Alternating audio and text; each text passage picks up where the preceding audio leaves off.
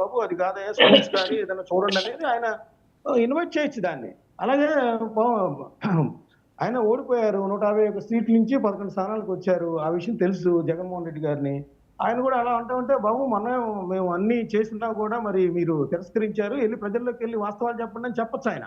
CM అంటుంటే ఆయన మెదలకుండా ఉంటాయంటే ఇంకా కాలేదు కదా, ఓపిక ఉండాలని మొన్నే చెప్పారు జగన్మోహన్ రెడ్డి గారు. కనీసం ప్రజాస్వామ్యం అంటే 5 ఏళ్ళు విశ్వసనీయత ఉండాలి, విలువలు ఉండాలి, వెళ్ళిపోతా ఉన్నారు పార్టీలో నుంచి, కొద్దిగా ఓపికతో ఉండండి, ఓపిక ప్రదర్శించండి అని కూడా చెప్పిన పరిస్థితి ఉంది.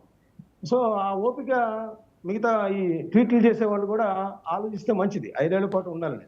రెండోది సార్, ఇందాక చిరంజీవి గారి సంబంధించి ప్రజారాజ్యం లేదా విలీనం వీటికి సంబంధించి చెప్పారు. దీనికి సంబంధించి ఖచ్చితంగా చూస్తే కొన్ని పరిణామాలు చిరంజీవి బీజేపీని దగ్గర చేస్తున్నట్టుగా మనం చూడొచ్చు. ఎందుకంటే అల్లూరు సీతారామరాజుకు సంబంధించిన ప్రోగ్రామ్ లో పశ్చిమ గోదావరి జిల్లాలో పిలిచిన దగ్గర నుంచి మనం కనుక ఒక లైన్ కనుక చూస్తే నరేంద్ర మోడీ గారు చాలా ప్రయారిటీ ఇస్తున్న పరిస్థితి కనిపిస్తుంది. అప్పటి నుంచి నిన్న వేవ్స్ సంబంధించిన ఒక సినీ ఇండస్ట్రీ పెద్దలతో మీటింగ్ జరిగిన దగ్గర నుంచి కూడా చిరంజీవికి ప్రధానమంత్రి స్థాయిలో ఒక హోదా, ఒక ఆనర్ కల్పిస్తున్న పరిస్థితి.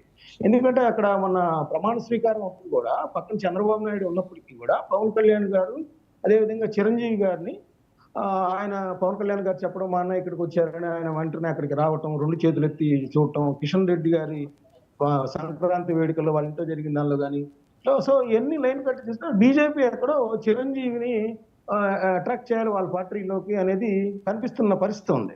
చిరంజీవి గారు కూడా కొంత ప్రభావితం అవుతున్నారు. ఎందుకంటే మామూలుగా ఆయన నేను రాజకీయాలకు దూరంగా ఉన్నానన్న పరిస్థితి నుంచి ఒక పక్కన ప్రజారాజ్యం పార్టీని అప్పట్లో, నిజానికి ఇంకోటి కూడా చెప్తానండి నేను, ప్రజారాజ్యం పార్టీ కాంగ్రెస్ లో కలపడం వెనక అప్పుడు ఉన్న అల్లు అరవింద్ గారు బ్యాక్గ్రౌండ్ లో ఉన్నారనేది అప్పట్లో వార్తలు వచ్చాయి. ఇప్పుడు అల్లు అరవింద్ గారు దూరంగా జరిగిన పరిస్థితి, ఓ పక్కన వాళ్ళ సోదరుడు పవన్ కళ్యాణ్ ఇక్కడ రాజకీయంగా విజయాలు సాధిస్తున్న నేపథ్యాన్ని కూడా మనం ఇక్కడ తీసుకోవచ్చు. అయితే జనసేన పార్టీ గతంలో ఒకటి ప్రకటించారు, నేను జనసేన పార్టీని ఎప్పటి వరకు నడుపుతానంటే మీ నలుగురు మోసే వరకు అని చెప్పాడు ఆయన.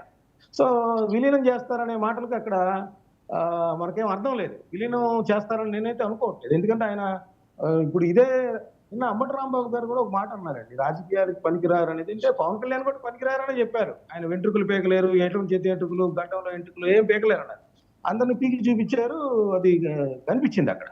సో అసెంబ్లీ గేట్ తాకలేరు అన్నారు, తాకి చూపించారు. సో రాజకీయాల్లో ఎవరెప్పుడు విజయాలు సాధిస్తారు, ఎవరు మామూలుగా ఉంటారు అనేది ఎవరు చెప్పగలరు. సో చిరంజీవి కేంద్ర మంత్రి అయ్యారు, మళ్ళీ ఏమన్నా ఆయనకున్న సమర్థతకి, సేవా కార్యక్రమాలకు నేపథ్యంలో మళ్ళీ రాజకీయాల్లో రాణించే అవకాశాలు కూడా ఉంటాయి. ఎందుకు అలా అనుకోవాలి, ఆయన వైట్ యాటిట్యూడ్, ఆయన మెచ్యూరిటీ లెవెల్స్ లో మార్పు వచ్చినప్పుడు ఖచ్చితంగా చిరంజీవి కూడా మళ్ళీ బీజేపీ లాంటి ఒక జాతీయ 3 సార్లు అధికారంలో ఉన్న పార్టీ బీజేపీ చిరంజీవిని ఆ విధంగా ఆనర్ చేసి. ఇంకొక crucial observation sir, RSS Mastan గారు, ఆర్ఎస్ఎస్ జై జనసేన అంటుంది, చిరంజీవి గారు అంటాం కాదు. 1,00,000 మందిని ఆర్ఎస్ఎస్ వాలంటీర్స్ని 2 తెలుగు రాష్ట్రాలకి పంపిస్తుంది. వాళ్ళకి నార్త్లో వాళ్ళ కార్యక్రమాలు ముగిశాయి. ఆర్ఎస్ఎస్ వాలంటీర్స్ ఎట్లా ఉంటారో మీకు తెలుసు, ఇచ్చిన పని ఏదో చేసుకొని వెళ్తారు. వాళ్ళు గ్రౌండ్ ప్రిపేర్ చేస్తున్నారు. సో ఈరోజు ఆర్ఎస్ఎస్ మోహన్ భగవత్, చీఫ్ మోహన్ భగవత్ జై జనసేన అని ఇక్కడికి పంపిస్తున్నారు. వీళ్ళంతా చేసేది చాప కింద నీరులాగా వర్క్ చేస్తారు, ఎక్కడా బయటకు ఎక్స్పోజ్ కారు.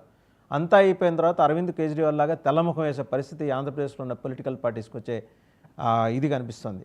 ఢిల్లీలో ఆర్ఎస్ఎస్ చేసిందే ఈరోజు బీజేపీ విజయం వెనుక ఉన్నది ఆర్ఎస్ఎస్. ఖచ్చితంగా అండి. ఎందుకంటే ఇప్పుడు పవన్ కళ్యాణ్ గారిని గత కొన్ని నెలలుగా మనం గమనించినట్టయితే బంగ్లాదేశ్ లో హిందువుల మీద దాడి జరిగినప్పుడు కూడా ఎవరు అక్కడ స్పందించట్లేదు, ఆయన స్పందించారు. ఇప్పుడు చిలుకూరు ప్రధాన అర్చకుల మీద దాడి జరిగినప్పుడు అది కూడా ఒకసారి చూద్దామండి. నిన్న కేటీఆర్ గారు వెళ్ళారు, అలాగే ముఖ్యమంత్రి గారు కూడా వారితో మాట్లాడారు ఫోన్లో. ఒకసారి ఆ సంభాషణని, ఆ మిగిలిన విజువల్స్ చూద్దాం. ముఖ్యమంత్రి రేవంత్ రెడ్డి గారు మాట్లాడారు వారితో.